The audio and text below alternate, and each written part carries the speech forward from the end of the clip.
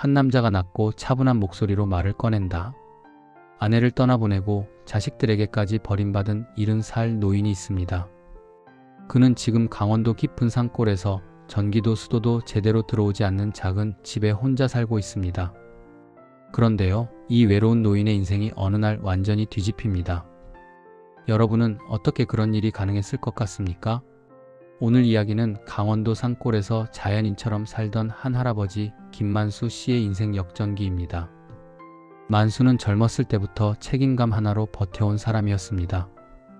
공장 일, 막일, 택배 안 해본 일이 없었습니다.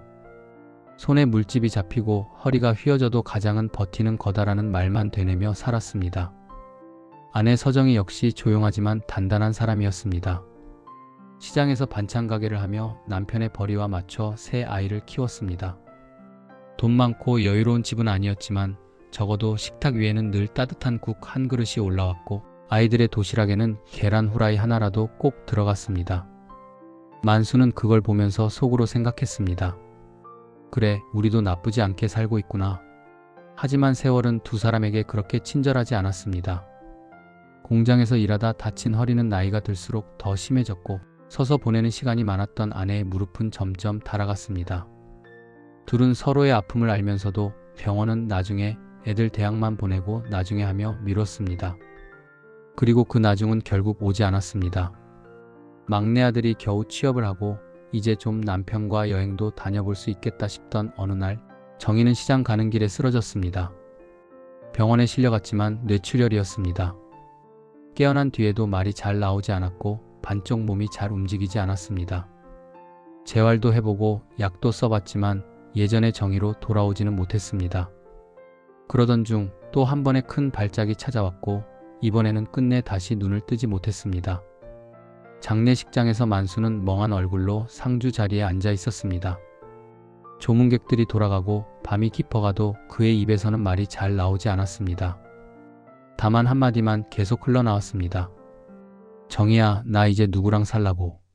장례가 끝나고 나서도 집안에는 아내의 흔적이 그대로 남아 있었습니다. 부엌에 걸린 앞치마, 장롱 속에 가지런히 개어둔 수건들, 냉장고에 붙은 메모들, 심지어 메모에는 이런 말도 적혀 있었습니다. 만수 혈압약 다 먹으면 꼭 병원 가기. 잊지 말기. 그 메모를 보는 순간 만수는 바닥에 주저앉아 목 놓아 울었습니다. 아내가 떠난 세상에서 자신의 건강을 챙기던 사람도 따뜻한 밥을 차려주던 사람도 사라진 것이었습니다. 아이들은 처음에는 자주 찾아왔습니다. 장남은 말했습니다. 아버지, 우리 집으로 같이 가시죠. 혼자 계시면 위험해요. 둘째 딸도 말했습니다. 아버지, 차라리 요양원 알아볼까요? 요즘은 시설도 잘 돼 있다던데요. 하지만 만수는 완강했습니다. 나는 여기서 산다. 내 어머니랑 같이 산 집을 어떻게 떠나냐. 나한테 다른 집은 집이 아니다. 아이들도 각자의 삶이 바빴습니다. 손주들 학원비, 집 대출금, 회사 스트레스. 처음 몇 달은 주말마다 오던 발걸음이 한 달에 한 번으로 그리고 석 달에 한 번으로 줄어들었습니다. 전화도 점점 짧아졌습니다. 아버지, 요즘은 어떠세요? 그냥 뭐 숨 쉬고 있지. 네, 아버지 건강만 잘 챙기세요. 제가 다시 전화드릴게요. 전화를 끊고 나면 집안은 다시 고요해졌습니다. TV 소리와 벽시계 초침 소리만이 방 안을 채웠습니다. 어느 날 만수는 알았습니다. 이 집은 더 이상 집이 아니구나. 사람 목소리가 사라진 집은 그냥 빈 껍데기일 뿐이구나. 그는 조금씩 정리를 시작했습니다. 살림을 줄이고 들고 갈 수 있는 것과 두고 갈 것을 나누었습니다. 아내의 사진, 결혼 반지, 오래된 수첩 한 권, 그리고 손주들이 그려준 그림 몇 장만 챙겼습니다. 그리고 강원도 깊은 산골, 젊었을 때부터 가끔 일 도우러 다녔던 어느 마을로 향했습니다. 그곳에는 예전에 일하던 산 주인이 빌려주겠다던 작은 집이 있었습니다. 전기도 약하게 들어오고 수도는 마을 공동수도에서 길어와야 하는 곳. 주변에는 사람도 편의점도 버스 정류장도 쉽게 보이지 않는 곳이었습니다. 지인들은 말렸습니다. 아이고 형님, 거기 가서 혼자 살면 외롭지 않겠어요? 도시에 있으면 병원이라도 가깝지 왜 산으로 들어가려고 그래요? 하지만 만수는 조용히 웃으며 대답했습니다. 도시 한가운데 있어도 말 붙일 사람이 없으면 거기가 제일 외로운 곳이더라. 산에는 나무라도 있고 새라도 있다. 그래도 개들은 나한테 인사라도 하더라고. 그렇게 해서 그는 강원도 산골의 자연인이 되었습니다. 처음 산에 들어갔을 때 그의 손은 도시 사람의 손이 아니었습니다. 이미 평생 노동으로 단단해진 손이었기에 나무를 패고 텃밭을 일구고 작은 움막을 손보는 일은 크게 어렵지 않았습니다. 다만 혼자 밥을 지어 먹는 일, 혼자 밤을 나는 일이 익숙해지기까지는 시간이 조금 걸렸습니다. 밤마다 산새 소리와 바람 소리를 들으며 그는 이렇게 중얼거렸습니다. 정이야, 여기까지 와버렸다. 그래도 이상하게 여기 오니까 숨이 좀 쉬어진다. 그는 산에서 나무를 심고 봄에는 산나무를 뜯고 여름에는 계곡에서 물을 길어다 쓰고 가을에는 밤과 도토리를 주워 모으고 겨울에는 나무를 패며 버텼습니다. 도시에서라면 불편함이었을 모든 것들이 이곳에서는 하루를 버티게 해주는 일과가 되었습니다. 자식들과의 연락은 점점 끊겼습니다. 어느 날은 딸이 전화를 받지 않았고 어느 날은 아들의 번호가 바뀌어 있었습니다. 나중에야 알게 된 사실이었지만 아이들은 서로 이렇게 이야기했다고 합니다. 아버지는 우리가 뭐라 해도 결국 자기 고집대로 사시잖아. 산에 가서 살겠다면 그냥 놔두자. 우리도 이제 우리 삶 살아야지. 만수는 그 사실을 정확히 알지는 못했지만 어렴풋이 느끼고 있었습니다. 아, 저 애들도 이제 나를 짐처럼 느끼고 있겠구나. 그러던 어느 날 그의 산골 생활에 작은 변화가 찾아왔습니다. 비가 많이 내리던 여름날이었습니다. 비바람을 피해 산길을 걷던 한 젊은 남자가 비닐봉지를 머리에 쓰고 그의 집 앞까지 올라온 것입니다. 저 혹시 여기 사세요? 그렇지. 길 잃었나? 아, 제가 유튜브 촬영하는 사람인데요. 산에서 혼자 사시는 분이 계시다고 해서 정말로 계시네요. 젊은 남자는 자연인, 은둔생활 같은 키워드를 콘텐츠로 찍는 PD 겸 유튜버였습니다. 우연히 마을 사람에게 만수 이야기를 듣고 반신반의하며 산을 오른 것입니다. 처음엔 만수도 경계했습니다. 나는 먹을 것도 없는 사람인데 뭘 찍으려 그러냐. 돌아가라. 하지만 젊은이는 물러서지 않았습니다. 할아버지처럼 사시는 분 이야기를 듣고 싶은 사람들이 많아요. 도시에서 지친 사람들, 부모님 걱정하는 사람들 그냥 하루만 일하시는 모습 찍고 얘기 조금 들으면 안 될까요? 얼굴 안 나가게도 할 수 있어요. 만수는 한참 그를 쳐다보다가 결국 한숨을 쉬며 말했습니다. 그래, 그럼 밥 한 끼 먹고 내려가라.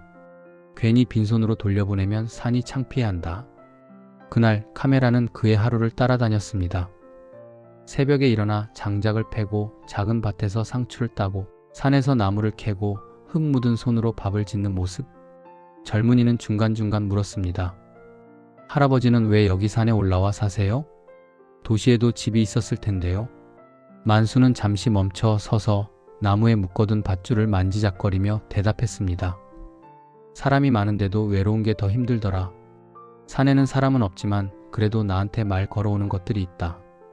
바람도 그렇고 비도 그렇고 새도 그렇고. 그리고 여기서는 내가 누군지 설명 안 해도 된다.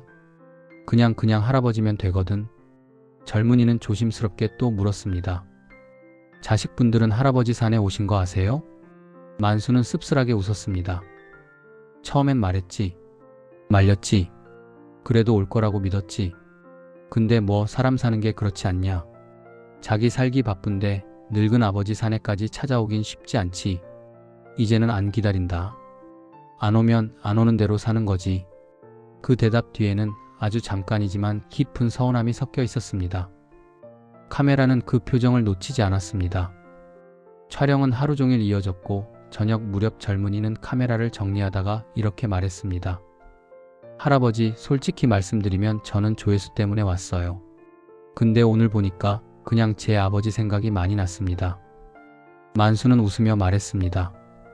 그래, 아버지 살아계시면 전화 한 통이라도 해라. 늙으면 별거 필요 없다. 그냥 아들 목소리, 딸 목소리 들으면 그날 하루는 그걸로 버틴다. 며칠 뒤 그 영상은 유튜브에 올라갔습니다. 제목은 자극적이었습니다. 아내 떠나보내고 자식들에게 버림받아 산골에서 혼자 사는 자연인 할아버지의 이야기. 영상은 처음부터 큰 반응을 일으키지는 않았습니다. 하지만 댓글에는 이런 말들이 달리기 시작했습니다. 우리 아버지도 저 나이인데 갑자기 눈물이 나네요. 전화 한 통 드리겠습니다.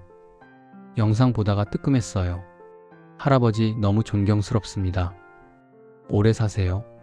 그리고 며칠 뒤 기적 같은 일이 일어났습니다. 영상이 어떤 커뮤니티에 공유되면서 조회수가 급격하게 오르기 시작한 것입니다. 수십만, 100만, 그리고 200만을 넘겼습니다. 사람들은 산골 할아버지의 말 한마디 한마디에 공감했습니다. 도시에서, 사무실에서, 야근 중에, 지하철 안에서 영상을 보며 부모님을 떠올렸습니다. 댓글과 함께 작은 선물들이 마을 우체국으로 도착하기 시작했습니다. 두유 한 박스, 영양제, 따뜻한 내복, 손편지. 영상에서 할아버지 보고 마음이 아팠다며 보내온 것들이었습니다. 우체국 직원이 산으로 올라와 박스를 나르며 말했습니다. 아저씨, 세상에. 이게 다 아저씨한테 온 거예요. 아저씨 이제 유명인 됐어요. 유튜브 스타. 만수는 어리둥절한 얼굴로 상자를 바라보았습니다. 나 같은 늙은이를 누가 안다고. 하지만 상자 안에는 정말로 그를 향한 사람들의 마음이 가득 담겨 있었습니다. 어떤 편지에는 이런 말도 적혀 있었습니다. 할아버지, 저희 아버지랑 너무 닮았어요. 아버지는 벌써 돌아가셔서 이렇게라도 아버지에게 편지 쓰듯이 적어봅니다. 이 영상은 결국 방송국 PD의 눈에도 띄었습니다. 제작진은 다시 산골을 찾았습니다. 저희 프로그램에서 할아버지 일상을 한 번 더 담고 싶습니다. 허락해 주시겠어요? 처음엔 부담스러웠지만 만수는 생각했습니다. 이 방송을 보고 우리 애들이 한 번쯤은 날 떠올릴까? 그는 조용히 고개를 끄덕였습니다. 방송이 나간 날 전국 곳곳에서 또 다시 반응이 쏟아졌습니다. 이번에는 조금 다른 종류의 연락도 오기 시작했습니다. 강원도 인근에서 작은 농장을 운영하는 사람이 찾아와 이렇게 말했습니다. 어르신, 같이 산나물 체험 같은 거 해보실래요? 도시 사람들 와서 며칠 머물면서 산 채소 먹고 할아버지 얘기 듣고 가는 프로그램이요. 어르신이 산 선생님 해주시면 좋을 것 같습니다. 처음엔 내가 뭘 가르치냐며 손사래를 쳤지만 결국 그는 그 제안을 받아들였습니다. 이유는 단순했습니다. 사람 목소리가 좀 더 나면 좋겠다 싶어서. 그때부터 그의 산골 집에는 가끔 손님이 찾아왔습니다. 도시에서 온 젊은 부부, 퇴직한 부부, 아버지를 떠올리며 온 중년 아들, 홀로 지내는 노인. 그들은 산에서 하룻밤을 보내며 그의 이야기를 들었습니다. 내가 여기 올라와서 깨달은 게 있다. 사람은 많이 가지려고 발버둥 칠수록 더 외로워지더라.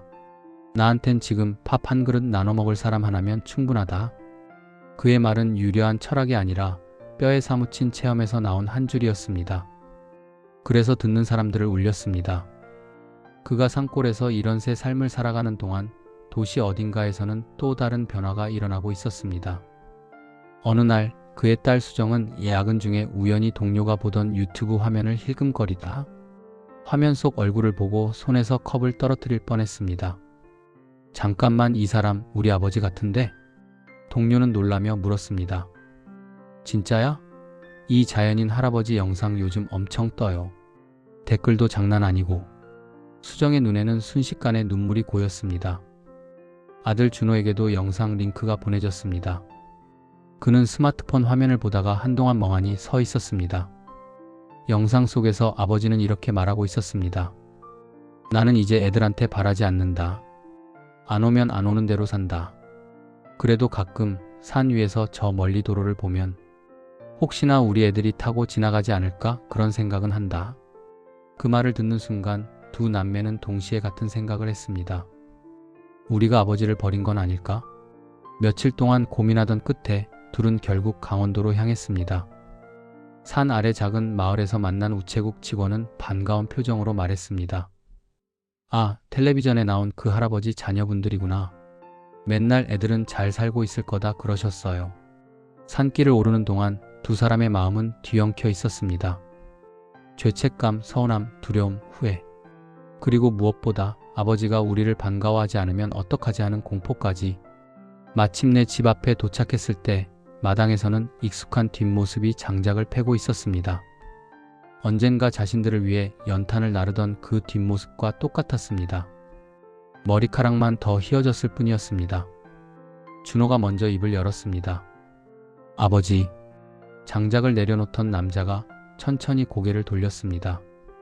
한참 동안 두 사람을 바라보더니 마치 꿈을 보는 사람처럼 중얼거렸습니다.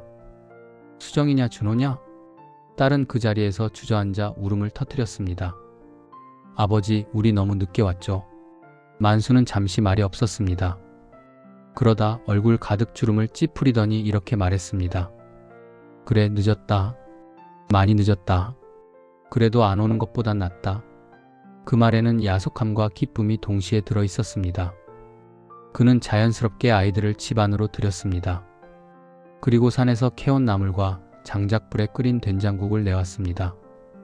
돈 많이 번다고, 애들 공부 많이 시킨다고 내가 다 잘한 줄 알았다. 근데 나중에 보니까 같이 밥 먹은 기억이 별로 없더라. 여기까지 와서 같이 한 끼 먹어주는 게 나한텐 제일 큰 효도다. 그날 밤 세 사람은 늦도록 이야기를 나눴습니다. 도시에서 살아온 세월, 산골에서 버틴 세월, 서로에게 미처 하지 못했던 말들. 울다가 웃다가 조용히 떠오르는 달을 함께 바라보았습니다. 시간이 지나면서 이 산골 집은 더 이상 버려진 노인의 집이 아니게 되었습니다. 방송과 유튜브를 통해 알려진 뒤 사람들은 그를 자연인이라 부르며 찾아왔고, 그는 그들에게 삶에 대한 소박한 말을 건네는 사람이 되었습니다. 자식들도 정기적으로 산을 찾았습니다. 때로는 손주들도 함께 올라와 계곡에서 물장구를 치며 놀았습니다. 어느 날 젊은 PD가 다시 찾아와 물었습니다. 할아버지, 지금 행복하세요? 만수는 잠시 생각하다가 이렇게 대답했습니다. 행복이 뭔지 모르겠지만 예전처럼 버려졌다는 생각은 안 해. 나도 나를 버리지 않기로 했거든. 산이 나를 받아줬고, 사람들도 다시 나를 찾아왔고, 애들도 돌아왔으니까. 이 정도면 나 같은 늙은이 인생으로는 과분하지. 그는 이어서 이런 말도 덧붙였습니다. 내가 버림받은 줄만 알았는데 돌아보니 내가 먼저 마음의 문을 닫고 있었더라고. 애들도 세상도. 사람은 마지막까지 자기 인생을 포기하지만 않으면 언젠가는 한 번쯤 기회가 오더라. 이야기를 들려주던 남자가 마지막으로 이렇게 말한다. 아내 떠나보내고 자식들에게까지 버림받았다고 느낀 할아버지는 강원도 산골에서 자연인으로 살며 인생의 끝으로 도망친 줄 알았습니다. 그런데 그곳에서 그는 자기 인생의 두 번째 막을 열었습니다. 자신을 찾았고, 사람들을 다시 만났고, 무엇보다 자식들과 다시 밥을 나누는 자리를 만들었습니다. 혹시 지금 세상에 혼자 남겨졌다고 느끼는 분이 계시다면, 혹시 이미 부모님을 자연인처럼 혼자 사는 사람이라 여기고 방치해둔 자식이 계시다면 이 질문을 한번 마음에 새겨보셨으면 합니다. 나는 정말로 버려진 걸까? 아니면 내가 먼저 마음을 닫은 건 아닐까? 나는 부모님께 혹은 내 곁에 누군가에게 다시 한번 찾아갈 용기가 있을까? 산골의 한 할아버지 인생이 말해줍니다. 인생의 대역전은 젊은 날에만 일어나는 게 아닙니다. 포기하지 않는 사람에게는 이른이 넘어서도 찾아올 수 있습니다.